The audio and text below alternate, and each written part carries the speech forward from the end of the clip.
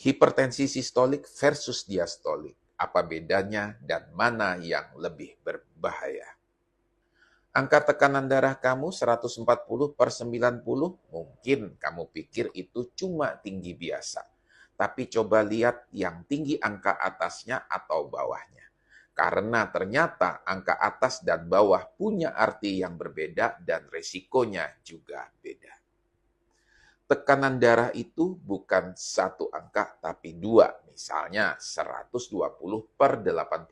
Itu artinya 120 sama dengan sistol, tekanan saat jantung memompa darah ke seluruh tubuh. 80 sama dengan diastol, tekanan saat jantung sedang istirahat dan mengisi ulang darah. Nah, hipertensi bisa terjadi kalau salah satu atau dua-duanya naik dari normal. Normal kurang dari 120/80 mm Hg, sedangkan hipertensi lebih besar sama dengan 140/90 mm Hg. Tapi yang menarik, tidak semua hipertensi itu sama. Ada orang yang hanya angka atasnya tinggi, itu hipertensi sistolik. Ada juga yang angka bawahnya tinggi, itu hipertensi diastolik. Hipertensi sistolik itu ketika hanya angka atasnya yang tinggi. Contoh 150/80 mm Hg. Ini paling sering ditemukan pada orang berusia di atas 50 tahun. Kenapa? Karena seiring bertambahnya usia, pembuluh darah makin kaku dan tidak elastis. Akibatnya, saat jantung memompa, tekanan naik tinggi. Resikonya apa? Banyak studi termasuk Framingham Heart Study menyebutkan hipertensi sistolik adalah faktor risiko utama stroke, gagal jantung, dan penyakit jantung koroner, terutama pada lansia. Jadi, jangan anggap remeh kalau angka atas saja yang tinggi. Sekarang kita bahas hipertensi diastolik, yaitu angka bawah yang tinggi. Contohnya 120/95 mm Hg. Ini sering terjadi pada usia muda, terutama yang banyak stres, kurang olahraga, atau konsumsi garam berlebihan. Kenapa berbahaya? Karena tekanan di pembuluh darah tetap tinggi bahkan saat jantung sedang istirahat. Ini membuat dinding pembuluh darah terus tegang.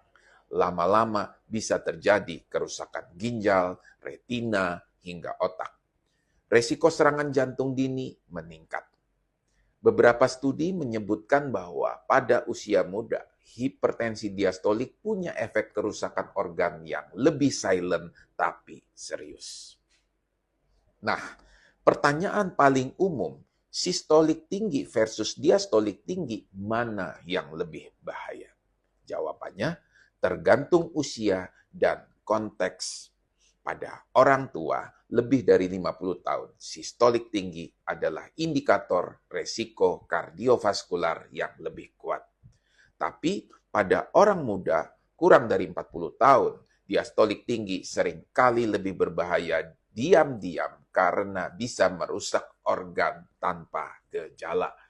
Keduanya sama-sama tidak boleh diabaikan. Bahkan guideline terbaru dari American College of Cardiology menyarankan terapi hipertensi sebaiknya mempertimbangkan kedua angka secara bersamaan karena keduanya saling mempengaruhi resiko total pasien.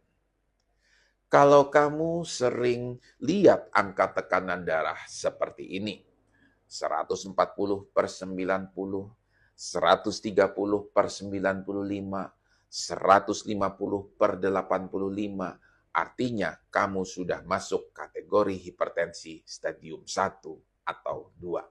Dan kalau kamu masih muda tapi angka bawahmu sering di atas 90, jangan anggap enteng.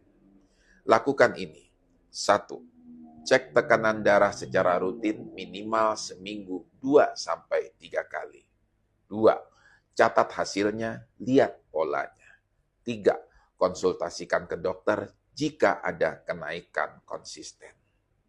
Kesimpulannya, hipertensi sistolik sering pada lansia berhubungan dengan stroke dan gagal jantung. Hipertensi diastolik sering pada usia muda, bisa merusak ginjal dan otak. Keduanya sama-sama bahaya dan harus ditangani. Ingat, tekanan darah tinggi sering datang tanpa gejala, jadi cek tekanan darah itu bukan buat orang sakit, tapi buat kamu yang ingin tetap sehat.